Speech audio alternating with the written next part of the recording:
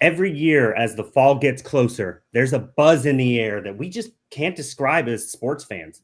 Once the leaves start to turn the colors, pumpkins start to reappear, there's an unspoken chill that just runs down our backs, and we just know it's time to ball. It's time to suit up. I'm kidding, everybody. I'm not Reese Davis doing a monologue on college game day, but this is a college football show, and we're going to have some fun here.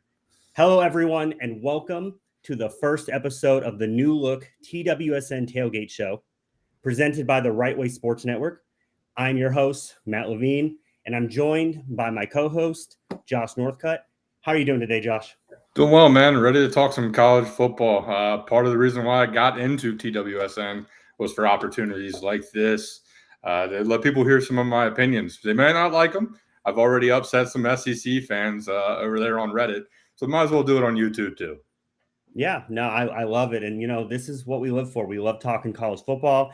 We love having differing opinions, right? That's what sports is all about. It brings everybody together. But we can kind of just jump right into this. I know we're eager to talk about this. People watching are eager to talk about this. So we're going to start with some Power Four talk. Let's start with the ACC because, in my opinion, at least, there's only really one, maybe two teams that really have a legitimate shot right now to win. So I'm going to give you the floor first, Josh. What do you think of the ACC? I mean, who are, if you have any contenders, sleepers, what are your thoughts? Yeah, as you can see down there in the corner is from my article that I posted there on TWSN, starting out with the ACC power rankings. And I kind of broke them down into a tier list. And I agree with you. The team to beat right now is Clemson. All the players that are coming back, the star quarterback, the big name head coach, the great recruiting class, possibly 3 to 4 players in the first round from that school alone. It screams national championship contender. The other team I'm assuming you're talking about, and a lot of people are talking about and getting excited, is Miami. I'm just not there yet on Miami. I need to see it. I don't buy Carson Beck. Carson Beck, to me, is the guy who goes like this and costs Georgia a chance at a national championship. I agree. He's got less talent at Miami, but there is some good one. The two teams that I kind of like to surprise people, maybe not exactly college football playoff, and we'll get to that a little bit later, is Georgia Tech because of their star quarterback, Haynes King. In college football, if you got a quarterback, you can do anything. Texas A&M did it with Johnny Manziel, Lamar Jackson in Louisville. You got that quarterback position, it's locked down. And then speaking of Louisville, I kind of like them as a sleeper. They got the transfer Miller Moss over from USC. Gunslinger, can sling it all over the place. Very, very talented. Like them. And then the two borderline would be SMU with Jennings, another star quarterback. And then Pittsburgh, who had that great start and then just nosedived off the face of the earth. I am so glad that you brought this up because I disagree with half of what you just said. I do not buy Miami. Georgia Tech, I buy them. They're fine. SMU's up in the air because I'm curious to see how Jennings does. They obviously go to the playoff last year. They get a little exposed in the playoff, right? So how do they bounce back? But the Panthers, I love this team. I am all in on this team to surprise some people. I'm not going to say they're going to make the playoff as of yet, right? They got to prove it. Started 7-0 last year. Injuries then just crumbled them. They got hit with so many different injuries, and it just saw them fall basically from the top of the conference. But this year, they avoid Clemson. They get Notre Dame at home. That, to me, that's a pretty good schedule right there. You avoid the top team until at least maybe later down the line. You got a quarterback in Eli Holstein who he's good. He is good. He can throw the football. I am all in on this Panthers team for this year as one of the sleepers of the AFC, ACC, not AFC. Not sorry, Steelers fans, but I really like the makeup of this team, and I really think, just for me, I think they might be the second best team in this conference. I really do. Is that too wild of a take, do you think, at least this early in the season? I don't think so at all. They returned the second most players from last year, so they've got these kids who are absolutely motivated to go out there and show that the first 7-8 weeks is who we are. It wasn't those 4 or 5 weeks where we were dealing with Eli Holstein getting injured. And like you said, if you're one of those teams that get to avoid Clemson, that's already got you a foot in the door. That's one less loss looking like on your schedule. The one team I did want to have to bring up quickly, though, to talk about is the team that everybody's talking about in the ACC, Bill Belichick and the Carolina Tar Heels. Yep. I went bullish in my article, and I had them at 10-2. I've backed off on that a little bit as I've dug in a little bit deeper. But Gio Lopez, the quarterback, transfer over from South Alabama, very talented. Not going to be like anything we've ever seen in a Bill Belichick quarterback because the kid can move. He is a dual threat superstar. What do you think the outlook is for those Tar Heels? I think it's going to take him some time because we've seen coaches come into college. I mean, granted, we all know coaching in the NFL is a whole different animal, right? Like college coaches try to go to the NFL all the time. We typically don't see NFL coaches come over to college that often, especially one with the level of success that Belichick has had. So this is going to be a whole introduction for him, right? He has to now deal with 18 to 22-year-olds, really. All of his faith, everything has to go into this. And they may not be as prepared as he may like. We all know what he did in New England, right? He got on players. He found these diamonds in the rough, right? You may not be able to do that in college as well. There's so many teams vying for players, especially now with the NIL going around. This is a whole different world for Belichick. I think they'll be a sub-average team, maybe 6-7 wins. But that's a good thing for the first year of Belichick because he doesn't know the college game, right? Correct. So I don't think that's a bad thing. Maybe he surprises, and that would be a great story too. But I am not fully sold on North Carolina, at least at this current moment. Maybe they prove me wrong. Maybe they don't. That is, obviously up to debate throughout the season. But I'm curious, are we both in agreement Clemson's going to win this conference? I think, honestly, running away from it. They have a chance to run the table pending the first game of the year with LSU. That it doesn't matter in college football nowadays. That will maybe be a tiebreaker if they weren't to win the ACC. But I believe this is the most sure thing when it comes to the Power Four. Yeah, I think it's Clemson's to lose, and I don't think that's a very bold statement by any means. But let's move on to another conference that I think is kind of interesting, and that's the Big 12. Because the Big 12 has, I'd say, maybe 5-6 teams that I think you can make an argument to win. Now, this is where one of my maybe more controversial takes is going to come in here.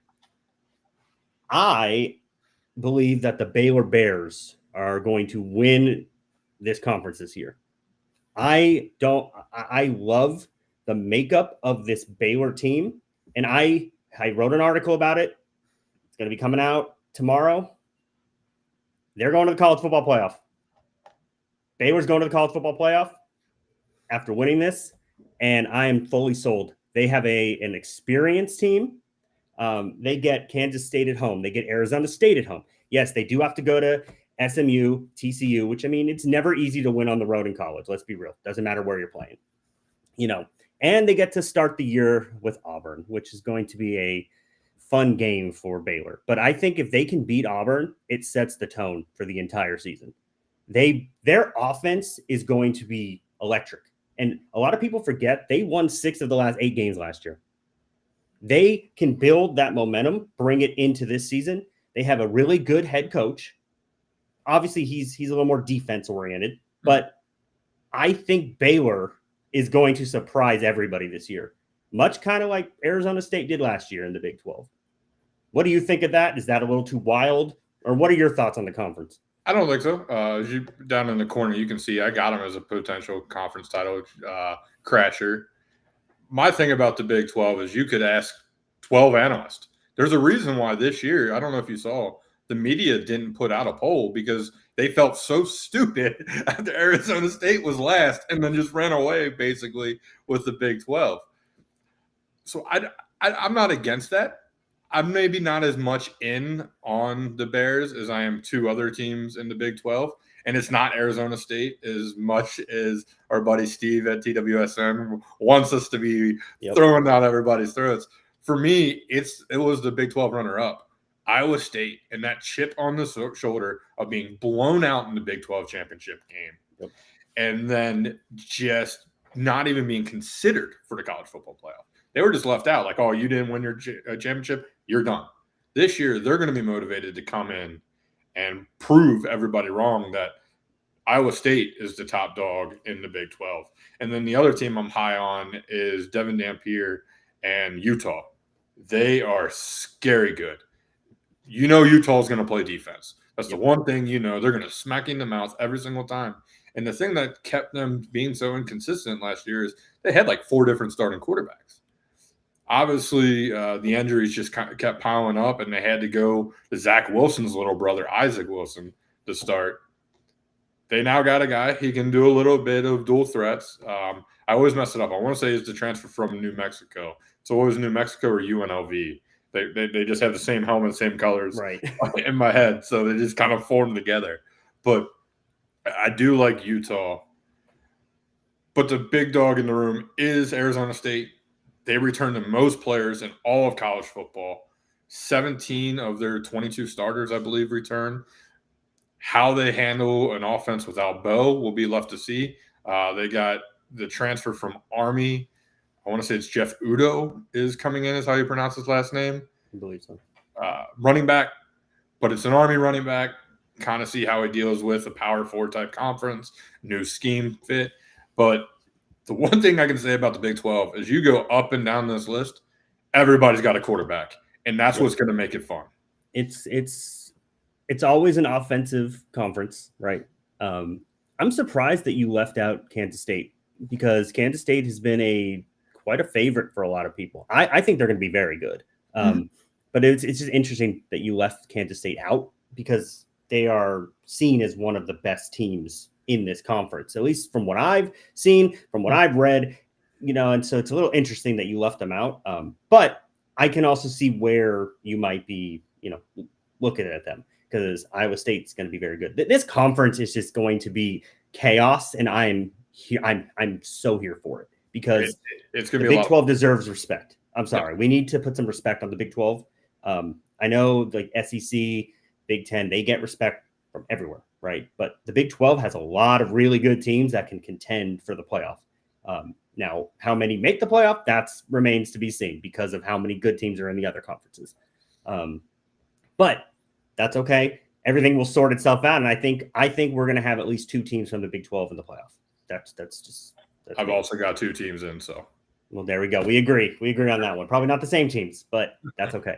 Now, I want to move to one of the quote unquote bigger conferences, right? And I know this is one that you know fairly well, and that's the Big 10. There we have the reigning defending champions in this one, right? Mm-hmm. Let's just talk Ohio State for a second before we get into anything else. Do you see Ohio State repeating, or do you think they fall short of this? Because I know Ohio State did not enter the playoff last year feeling very great. Yeah, they made the playoff, but they weren't feeling great. Let's just call it what it was. They obviously go on the run. They win the championship, but can they take that and use that to possibly repeat, or what do you think? Do you think they kind of falter as the year goes on? First off, I'll give the players a whole lot of credit for ignoring their AD talk and making sure that their fans realize that last game in November still matters to them. And they've got that game circled. I'll go on the bold statement, and I'm going to be bashed and told that I'm not a real Michigan fan. But I think Ohio State is coming for Michigan's head this year. I agree. Now, how Julian Sayin will do, obviously being named starter, that's a big-time experience, but he's going to have a lot of big games ahead of there. You look at Ohio State's schedule, it's fairly friendly. They get Texas at home, and they get Penn State at home. They don't play Oregon this year. They do have to go to Ann Arbor, which obviously is never easy for them. And then they have to go to Illinois, who I think is the sleeping giant of the Big Ten that people are talking about but not talking about. I've seen them different. But as for Ohio State, just to give you the sneak peek, I do have them winning the Big Ten championship this year. I think they lose to Illinois in Illinois. Illinois gets that upset, and then they play again in the Big Ten championship game. And like Ohio State always does, they rout them the second time around. I don't hate it. I don't agree, but I don't hate it because Ohio State is a very, very talented team, and it's going to all fall on the shoulders of their new quarterback. Will Howard's not here to save them.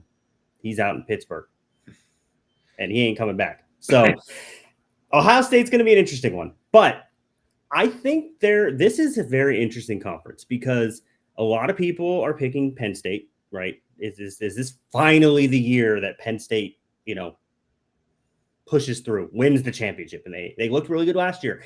I thought that they could have done it last year. They obviously fall short. We'll see what happens. But Oregon is an interesting team too, because I think Oregon is built to win. I just am personally not the biggest fan of Dante Moore. I don't know how he's going to be. I watched him and I covered him at UCLA for almost 2 years, for the year that he was there. And he looked inconsistent. He looked timid. He looked scared. And that's fine. I understand it was his first real chance, right? But you can't do that when you're at a title team. You're on a title team like Oregon. When you're with the Bruins, okay, you're learning, fine. He's going to be stepping in ready to go right now. Like there's no time for him to have that development and learn. So if he can manage and I hope he proves me wrong. Please prove me wrong, because when the Ducks are good, college football is buzzing. I love it. Eugene is a college town. It's awesome when that stadium is rocking and Ducks are flying up and down the field and whatnot. And so I'm hoping I'm wrong about him, but we'll see. I want to see how he does. Then, like you mentioned, you have Illinois coming off a 10-win season. How do they factor into all this? And then one that I personally believe could do some damage, the Iowa Hawkeyes. Iowa is one of those teams that you never see them coming, and then they somehow end up in the Big Ten championship. Yep. It's like every 4 to 5 years, something happens, and they somehow do this. They got defense. They got the transfer quarterback, who may be the best quarterback Iowa's had since CJ Beathard. He won titles at, I think it was South Dakota State, I believe he went to. Mark Gronowski. I think he's a very experienced quarterback. He's won at the highest level, at least in different division of college football. I think if he can play even just average and get this Iowa offense to be just above decent, Iowa can do some damage because they always have defense, no matter what. It doesn't matter. Iowa is just a defensive program. Like they always have good tight ends, right? They always have linemen. That's just them. That's it's like Wisconsin with their running backs. It just happens. Am I crazy for thinking Iowa could do something, or what? Like I've been trying to go back and forth with myself, but I need your opinion here. Yeah, so Iowa is sneaky because if I remember the schedule correctly, they get Penn State and they get Oregon in Iowa. You don't want to play there, and Big Noon Kickoff isn't going to be like, oh, we want Iowa. They don't want that. The television ratings don't scream Iowa. So you're most likely going into Iowa on a Saturday night, NBC, that ruckus crowd. Ask Ohio State how it feels to go in there. Ask Michigan how it feels to go in there. That place is different at night. So I don't think it's crazy at all. I'm not as high, but I did have them, like when I looked at Penn State's schedule to get into the playoff, that is the game that I said when James Franklin always drops the game, it's going to be at Iowa. Iowa's going to come out and just stop that. And what could they do with the Oregon too? Absolutely. As you mentioned, Dante Moore, young guy, had his experience at UCLA, but that's not Big Ten football. That's not Big Ten defense. As much as what the Pac-10 was, it's just different. Yep. So I absolutely could see them shocking some people, but the one that I love, and I'll spoil, I have making the playoff and surprising a lot of people, is Nebraska. The schedule is so nice. They don't get Ohio State. They don't get Oregon, if I remember correctly, and the only one they have to do is go to Penn State. So if they can get past Michigan, but they get them at home early in the season, so Underwood is brand new to the system, still trying to learn it, or Nebraska can win that game, I see the Penn State loss maybe being the only one on their schedule. However, a lot will be telling that first week when they have to play the Bearcats. Yep. Because the Bearcats are a motivated team as well.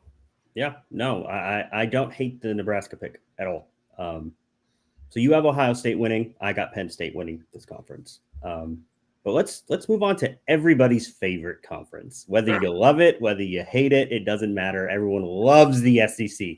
They love talking about the SEC. Even if they might be annoyed of the SEC, right? But they love talking about it. It just is what it is. How do you see the SEC playing out this year? Because, again, I don't particularly see a clear winner. There's so many teams that I could make an argument for. So I'm curious, how do you see this playing out, and who do you think ends up winning this conference? So 10 of the last 12 years, either Alabama or Georgia have won the SEC. The other 2 years, it was LSU. So when everybody talks about the diversity of the SEC, they've got to chill on that. There's the two big teams and then the Tigers in there occasionally. I like the Tigers this year, but I'm wondering how the first game maybe sets them back because I don't see them going into Death Valley.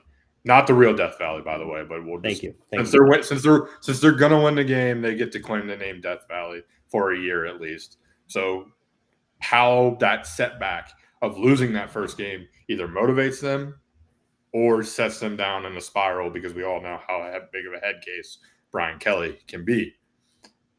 I'm one of the few people out on Texas. I'll be the first to admit that. I've got them missing the college football playoff. I'll say that is a very bold statement coming from the SEC, because Texas is being viewed as one of the favorites to win the championship. Correct. I am more on the two teams that have been dominating for the last decade and a half. I like Alabama and their offensive line. I know there's a lot of questions on their quarterback play. Is he ready? Is he there to take the next step? Obviously, they just lost their starting running back for a few weeks, but it's Alabama. I know it's not the Nick Saban Alabama, but there's still talent growing on trees, and they still arguably have the second best wide receiver in all of college football, and Ryan Williams out there. I probably could throw him the football a few times. I'm just saying. And then the other one is just the Dogs. I'm not as high as everybody else, just because Gunnar Stockton seems more like a Jake Fromm more than a Stetson Bennett, if that makes sense. Okay. Yeah, no, that's how I see Gunnar Stockton. I don't see him going out and winning that big game, putting the Dogs on their back. Everybody's darling this offseason seems to be South Carolina. I think that a lot of it has to do with college football 25 and 26 and how exciting it is to play with that team. And I love Beamer. I love his dad. I wish he would just go to Virginia Tech and coach and just carry on that tradition there, but I get the SEC money. But Texas A&M is the team I think everybody needs to talk about more and watch more. They were a game away from the SEC championship last year had they just been able to beat Texas. And yes, they have to go to Texas at the end of the year. But I think that game will be one of those matchups where we look back on being the third team getting into the college football playoff for the SEC. Interesting. So no Texas. Texas A&M surprising. Alabama, Georgia dominate. LSU iffy. I like it. Who do you have winning the conference overall? I think Georgia wins the SEC. I just think somehow, some way, talent will rise, and the best coach in the SEC will find a way to win the whole thing, as long as the star players aren't out there driving 110 miles per hour. Yeah, no, we don't want any of that. I agree. I think Georgia will end up winning the SEC. But there's, like I said, there's a lot of teams. Alabama is going to Alabama, right? They're going to be good, right? Yeah, the Crimson Tide just are never not good. Correct. But I have questions about the pressure coming out of Tuscaloosa, because going 9-4 at Alabama just doesn't cut it, right? It just doesn't. The fans are ready to pounce on him. They are ready to kick DeBoer out if they underperform again. Let's just be honest. So we're gonna see. We're going to see how Ty Simpson does, because I think he's talented, but the pressure of being the guy, the quarterback at the University of Alabama is just a whole other beast. Correct. than maybe any other program in the country, because of the rabid fan base that you get from them. In 2025, I would say it might be the third hardest quarterback job behind only Texas and Ohio State. Yeah. I mean, well, Texas, I mean, you have Arch Manning, who he needs to prove himself because he doesn't have very many starts under his belt. He doesn't have much experience playing. I think he's extremely talented. He's a dual threat. He can, he can do things that other Mannings wish they could, right? Like, imagine a dual threat Peyton Manning. That would have been terrifying. That would have been insane. But Texas, I'm not as low on Texas as you are. I do think that they are going to be in for a rude awakening week 1. I think the Buckeyes are going to smack them, but we are going to talk about that next week, and I will explain why I think they're going to smack them. That doesn't mean that I think Ohio State is the better team. I just think that that Manning is just not going to be able to live up to the moment. LSU, my team. So that's your school, right? Yes, that is my alma mater. I think they can make the playoff, but I don't know if they do much else. Brian Kelly needs to prove himself because, much like DeBoer in Tuscaloosa, the fans in Baton Rouge are getting a little antsy. He was brought here to do something to make this team relevant again. They've been okay. 10 wins. That's not great in Baton Rouge. Ed Orgeron was fired a few seasons after winning a national championship. That should tell you all you need to know about this fan base and this program. So LSU has a lot of pressure on them. Then that Clemson game is going to set the tone for the entire season. I agree with you on that. But I think ultimately Georgia wins the conference. But what team you didn't even mention that I have making the college football playoff? I do too, by the way. The Auburn Tigers. Nobody's talking about Auburn. Hugh Freeze is about to go from hot seat to college football playoff, in my opinion. This team is legit. They bring back 4 starters on the offensive line. He gets Jackson Arnold comes over. He gets protection. If he just has some time to throw the ball, this offense could be electric, like actually electric. Those weapons are scary good. They very much so. And the Tigers have gone 2-8 in close games under Freeze. A few tweaks here or there. Who knows? Auburn is one of, again, kind of like in Iowa. Auburn, every couple years, they're right there. They are right there with Alabama, with Georgia, competing for that. And I think this is going to be one of those years. I think the Auburn Tigers make the playoff. I obviously do not believe they will, win the SEC, but I do believe they will make the playoff. I have an article out at TWSN.net about that if anyone wants to read any more about that. But Auburn is going to surprise some people. Let's move on to a team that we each believe is going to underachieve every year, right? There's teams that just underachieve and you just can't explain it. Doesn't matter. You just don't know why, right? Who is your biggest disappointment for the year? What is your one team that right now you're locking it in? Who is going to underachieve this season? So obviously Texas would be the obvious one. And I'll quickly explain. The only reason why I'm saying they're missing the playoffs, I don't see 9-3 being good enough to get into college football playoff this year. Not this year, wasn't last year, wasn't going to be this year. So a loss to Ohio State, a loss to Georgia, and a loss to Texas A&M knocks them out of the playoffs. That's why I've got them out. So besides that low-hanging fruit, the other team that I'm kind of looking at to disappoint would be Oregon as well. I kind of see your point about Dante Moore maybe struggling in the beginning. Their schedule is a little bit friendlier, but with how good I think the Big Ten is going to be, I think that they are not going to be able to drop that second game like they were able to, or they didn't last year, but Ohio State, I believe, did last year. 10-2 might not be good in the Big Ten this year, and that's crazy to talk about, but it's a real possibility with these new schedules. So Oregon would be the one who I think underachieves, and I actually have missing the college football playoff as well. Yeah, I mean, I'm in agreement with you. Unfortunately for Ducks fans, I am in agreement. Mine, you mentioned them a little earlier, and that would be the South Carolina Gamecocks.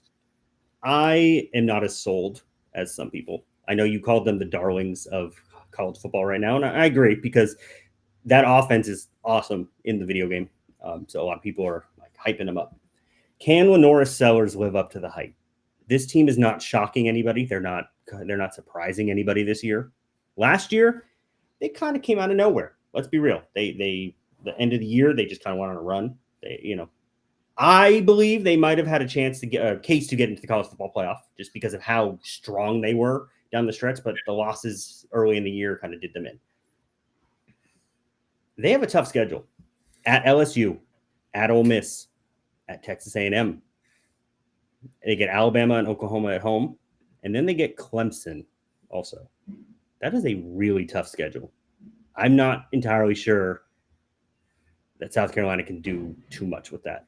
Mm-hmm. I think they will be in a little, like maybe an above average team in the SEC this year, and that's not even a shot at them because of how tough the SEC is. Again, I hope they prove me wrong, but I think that South Carolina's going to struggle. That's just me. Sorry, Gamecock fans. You can come for me. I don't care. That's okay. Now I'm curious, what team do you believe is going to be the biggest surprise? Because when we kind of put this all together, I had a team. It was originally going to be Auburn, right? I thought about it more. I was like, you know what? I already have. I'm going to talk about Auburn, right? I have a different team. I'm going to let you go first because I don't think you have the same team. I very much doubt you have the same team, but I'm very curious what you think. So for me I mentioned them already, but I can't get off of it. It is Nebraska and Matt Rule and Dylan Raiola. I truly believe that they are going to be good enough to make the college football playoff. And I can go as far as saying if they go 11-1, there's a legit chance they're in the Big Ten championship. And people are then talking about them. But if I didn't go that route, I think the surprise team that nobody's talking about would be TCU. We talk about the wide open Big 12. That offense is going to be able to score with Sonny Dykes running his system, Josh Hoover. They just seem like a team that could be, as you mentioned, the Baylor or whatever, that could come out of nowhere. And next thing you know, we're talking TCU is the Big 12 conference champions, and they're in the playoffs. And look, I mean, I get it. It was only a 14 playoff, but it's not like Sonny Dykes hasn't taken this team and shocked the world before. Did it end up in a blowout? Absolutely. But they were still the college football champion runner-up. Yep, they were. No, you make a good point there. So this is going to sound a little, maybe not controversial, but I feel like people are going to think I'm a little crazy. And I'm going to preface this with, I do not believe this team is going to contend for the playoff. I just think when I say surprise, I think they're going to be much better than I think people think they're going to be. And that is the UCLA Bruins. I knew that was going to be a reaction. I knew it. I love what Deshaun Foster is building out there. I really do. I was really low on him entering last season, right? Mm-hmm. I didn't believe he was fully ready. I was thoroughly impressed as the year went on. I even attended the UCLA-Iowa game last year at the Rose Bowl. And it was Iowa, and Iowa wasn't very good towards the end of the year. But UCLA impressed me. I was very impressed. They get arguably one of the biggest transfers of the summer in Nico Imaliava from Tennessee. After all of that drama going on out there in Tennessee with the Volunteers, he heads to UCLA of all places. Deshaun Foster has a quarterback now. Yes, the wide receivers are all new. Yes, there's going to probably be some growing pains, but dude can play. Dude can throw the football. He is a leader. He took Tennessee to the playoff last year. I know Tennessee is a much more well-rounded roster than the Bruins, right? But UCLA did win 4 of the final 6 games last year. You want to talk about just a sleeper in terms of contending? Maybe, like I said, not maybe for the playoff. Just being one of those teams that nobody's going to really want to play. It's the Bruins, in my opinion. I'm all in on the Bruins for just wreaking some havoc this year They do have to go to Columbus, which that's going to be a very tough game. Penn State does go to Pasadena. I think Penn State probably beats them. But this also gives Deshaun Foster and the Bruins a chance to make a statement. If they get one of those games, or even keep them very close, people are going to look at the Bruins a little differently. That's going to help them in recruiting. That's going to help them down the line. They already got the big name in the transfer portal. I believe the Bruins are going to win 7 or 8 games this year. I really do. And if they win 4 games, I will eat crow. I will come on here and do this. And, the crazy thing is I grew up a USC fan for most of my life. And then I go to LSU, obviously become, change there. So I didn't like the Bruins growing up. So it's hard for me to give them, some praise here. But I think the Bruins are going to be one of those surprises that people are going to look back on this year and be like, wait a minute, when did they get good? UCLA that coming up, like what's happening here? That's just me. I will say for the Big Ten's sake, they need one of those LA teams to get good. They do. I don't think it's going to be USC. So, and I guess I don't hate it. That there goes into our next segment, which is the head coach is on the hot seat. And I'm going to start it off. Lincoln Riley. You brought me into this here. I'm not going to sit here and guarantee he's going to get fired at the end of the year, right? But USC has to do something because much like fans out in Baton Rouge, Tuscaloosa, Columbus, those USC fans don't put up with mediocrity very well. It's been a long time for the Trojans. Yes, they had Caleb Williams. They won, I think, 10 or 11 games. They obviously didn't make the playoff. It's been a downhill slide for Lincoln Riley. And I know they have a strong recruiting class coming down the pipeline, which could save him for now. But if this team doesn't improve, things are going to get very interesting in Southern California. 11-3, 8-5, 7-6 in his first 3 years. That's not good. He came to USC to turn things around, not get worse. And that's all it's done at this point. So I think Lincoln Riley is on the hot seat for the first time in his USC tenure. I wholeheartedly agree, and I will go as far as saying he gets fired. I think I've got him at maybe 7-5 if I remember what I had, and 7-5 is not going to make it work out there in USC and SoCal. The team that I wanted to turn to attention is the one that I believe is the most obvious in all of college football, and that's Mike Norvell and Florida State. My only question is, say, what do they have to do to fix a relationship to get Deion back at Florida State? Because that's where it's going to go. If Deion can even get Colorado to a bowl game after all the talk about how he only could do it because of Travis and his son, and he does it with this other group of players that he's got out there, who, by the way, are very talented. I want to say the quarterback's name that he got from Liberty totally just slipped my mind. Pretty darn good guy. Slater, I think is his last name. Yeah. If I remember correctly. Yep.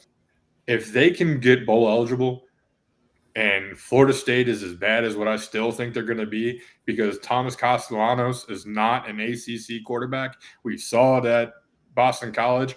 And yet again, here we go. Somehow, some way, Florida State thinks they can fix a ACC reject that didn't work at another school but can work for them. It's not going to. So how quickly the Deion Sanders of Florida State conversation starts this season is going to be interesting to me.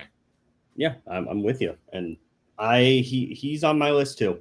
My other one is out in Blacksburg with Virginia Tech. I have an article that's, I believe, going to be coming out tomorrow about why I believe Brent Pry is on the hot seat. This man, 16-21 over his first 3 seasons, 1-12 in games decided by 7 points or less. That's a coaching issue. It's not just a player issue. That's a coaching issue. They went 7-6 last year. I know injuries did play a factor, but where's the promise of this program, right? Like, what do we have to look at Virginia Tech and be like, I see the progress. I see hope. And that's why I believe he's on the hot seat. If he and this team underperform once again, which I believe they will, I think he's going to be looking for a new job. 100% agree. You talk about how college football is better when Oregon matters. My childhood was better because Virginia Tech mattered. Yep. That entrance alone on Saturday night, Enter Sandman, and just orange and maroon, just filling the stadium. That's what it was about. The Vicks, Tyrod Taylor, it's just not there anymore. Don't get me wrong, the atmosphere is still electric, but it's just not my Virginia Tech. And that is a program that I need to get back. So I 110% agree that if they're not floating or around the college football playoff line of 8-4, 9-3, looking like they're ready to take that next step, it's going to be time for a change. And I don't know what they got to do, but fork out all the money in the world and go get Beamer and put him back where he belongs. Yeah, I mean, I agree. My last hot seat guy, it's one that I know very, very well. Everybody in Wisconsin got excited when they hired him. It's Luke Fickell. Doesn't seem to be working out there, does it? It's kind of interesting to follow the situation that a lot of his assistants are now coaching at Notre Dame. And you know who can recruit pretty well still? Who's able to come into Ohio and still get those Ohio kids? Who's able to get that Big Ten talent where they were hanging around with these Big Ten teams beating Penn State? Was Notre Dame. Luke Fickell has lost that. He lost that Ohio man in him, and he's kind of forgotten who he was. So that Wisconsin fired their coach after 3 out of 5 years, 10-win seasons, and they let the guy go after 1 7-6 season, I believe. Well, he had a losing record for the first time since early 2000, and then he turns around and he goes, I think, 7-6 last year, which got that coach fired. So there's no seat hotter in the Big Ten, in my opinion, than Luke Fickell in Wisconsin. Yeah, no, he was just barely made my list, so I don't hate it. I don't hate it at all. But we're going to move on to the Heisman Trophy because that is always an interesting debate, right? Just for sake of time here, who do you have winning the Heisman this year? Julian Sayin. Sure, Ohio State fans would love to hear that. I just think with those 3 wide receivers, everybody's talking about Jeremiah Smith, but the other 2 individuals, specifically the slot wide receiver, who I'm going to mispronounce his name, but it's Ennis, I believe, is how it looks on the back of his name. The fact that he got named team captain, not Jeremiah Smith, which, again, is a sophomore-junior combination. I get it. But the fact that the slot wide receiver was able to get the team captain role, I see Julian Sayin having a unbelievable year at Ohio. I'm not going to say the other word, but Ohio, and winning themselves. Yeah, winning himself the Heisman. Yeah. So we've seen an interesting trend go on in college football the last couple of years. The last 3 Heisman winners, their team hasn't made the playoff. You know, I looked at this and I was like, that's kind of weird because usually, you know, you would think Heisman Trophy winner, your team's probably going to be pretty good, right? I don't know about that anymore. I don't think we can just pencil in the quarterback of one of the best teams anymore. I think it's just going to be the best player in the sport that wins, and it's been proven year after year. The last one was 2021. That was the last time a Heisman Trophy winner made the college football playoff, and I think that trend continues this year, and I'm going with DJ Lagway from Florida. I love everything about this kid, and I hate that he is on Florida. Because that means as an LSU fan, I have to deal with him until he leaves. He is special. This guy is special. 6-1 in his 7 starts last year. He proved he could win at the college level, especially when Florida looked bad for a while last year. He came in there, gave them some energy, some hope, right? And now Florida is going to enter this season as we don't know exactly what they're going to be, but a lot of it goes on the back of Lagway. Right. The dude is really, really good. He is not going to surprise anyone this year. All eyes are going to be on him. If he can fine tune some footwork, work on his accuracy a little bit, he might end up as the best quarterback in this country by the end of this season. And I don't think that that's that hot of a take. I love DJ Lagway's play on the field, and I think he's going to end up winning the Heisman Trophy this year. I don't believe Florida is going to be in the playoff, but I do believe Lagway is going to have that trophy at the end of the year. Out of all the players in the country, he's definitely going to have the best schedule to go out there and have those Heisman moments. That schedule, man, in Florida, you want to talk about brutal. That's there. But I was curious where you're going with, because when we have our little list and you had DJ up there, I was like, but you don't got to make it in the playoffs. It makes sense, though. If he just goes out and falls out, that's all that matters. We have a new world of college football. It does not matter if your team is good at all. If you ball out, you're going to win the Heisman. It's just as simple as that. But we're going to finish this by going with something that I believe everyone wants to talk about, and that's the college football playoff, right? That's what everyone does this for. That's what all these teams go. They want to make it, right? We'll quickly just kind of get through this here. I want to hear your 12 teams, your title game, and your winner. Right up. All right. So 1, Ohio State. 2, Georgia. 3, Clemson. 4, Illinois. 5, Auburn. 6, Iowa State. 7, Penn State. 8, Georgia Tech. 9, Texas A&M. 10, Utah. 11, Nebraska. And 12, I don't think it matters. This year, the G5 isn't going to be – it'll probably be Boise State, but to be different, and I just wanted to be different, I went UNLV. I like what Dan Mullins is doing there. Landon Misfit Toys brought in 45 different transfers. I think he could do something with that Las Vegas money when it comes to the NIL nowadays. So an interesting team to keep an eye on. National championship-wise, I've got Clemson versus Penn State, and then Clemson with the most talent of all NFL on their roster. Give me the Clemson Tigers to win it all. And then Dabo Swinney to get the job at Alabama next season. So you have Clemson winning and then Dabo Swinney leaves Clemson after winning a championship to go to the Crimson Tide. Yes, and I'm 110% a believer that if Alabama misses the playoffs like I think, he's out the door. We're going to need to clip that. They're going to bring Dabo home.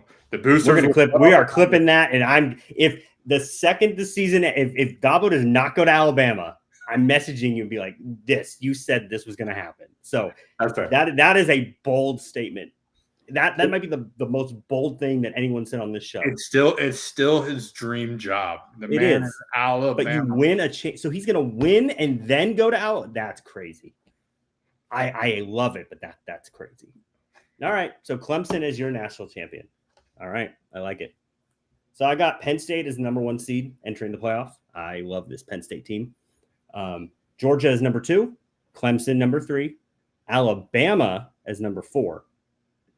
I have Texas as number 5, Ohio State 6, Notre Dame 7, Baylor, Big 12 champs, as number 8, Kansas State is number 9, my LSU Tigers in the 10th spot, which just if you're looking at the brackets would put Brian Kelly to go to Notre Dame in the first round, but that's besides the point. So much fun. Auburn as number 11, and then I know you mentioned them, but Boise State. I think Boise State is going to be good again this year. I think that they can get back to the playoff, and I agree. I don't think it really matters because I do have them losing in the first round. In my championship game, I'm going to be lame, and I'm going to pick my number 1 and 2. That would be the Georgia Bulldogs and the Penn State Nittany Lions. I cannot speak today, apparently. And for my champion, it is going to be James Franklin and Penn State. Penn State finally gets over the hump. Finally. I love this Penn State team. As I said, I think they might be the best team in college football. I'm all in on Penn State this year. I think the Big Ten continues their run on national champions, which hurts the SEC in my conference, but that's okay because we had a long run, and I don't think the Big Ten will ever replicate that.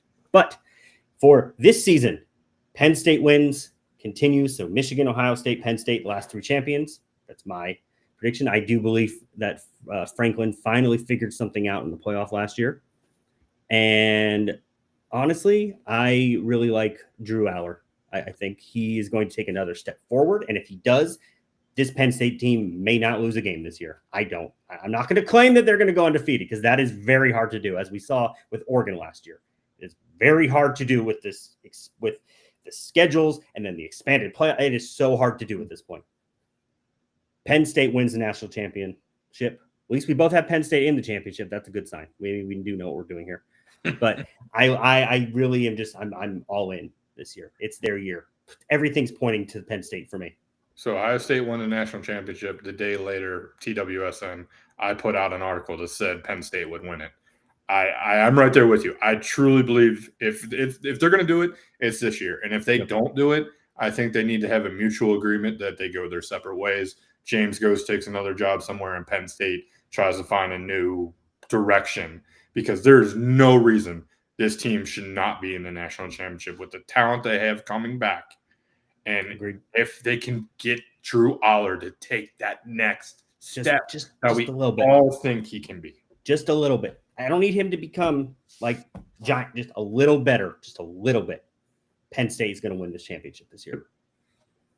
And there we go. Penn State, you got Clemson. It's going to be a fun season. Any last thoughts you want to send out to the audience before we get out of here? I just want to throw one more out there, by the way, of a hot take possibly. Brent Venables will get let go by Oklahoma, and Josh Heupel will go home and take over the Oklahoma job after what he's done at Tennessee. Yeah, I don't hate it. I don't hate it at all. But thank you, everybody, for tuning in. Thank you for joining us. We're going to be here every single Thursday, 6 p.m. Eastern Time, 3 p.m. Pacific Time for my West Coasters. Go West Coast. We will be back next week. Catch all of our work on the TWSN website. We're going to be putting articles, clips, everything. We're gonna make this year so much fun for college football. Reach out to us if you have ideas, or you have specific topics you want us to talk about. Like we want to make this interactive. So anyone has anything, please reach out. But thank you for everything. And we will be back next week for another edition of the TWSN Tailgate Show, presented by the Right Way Sports Network.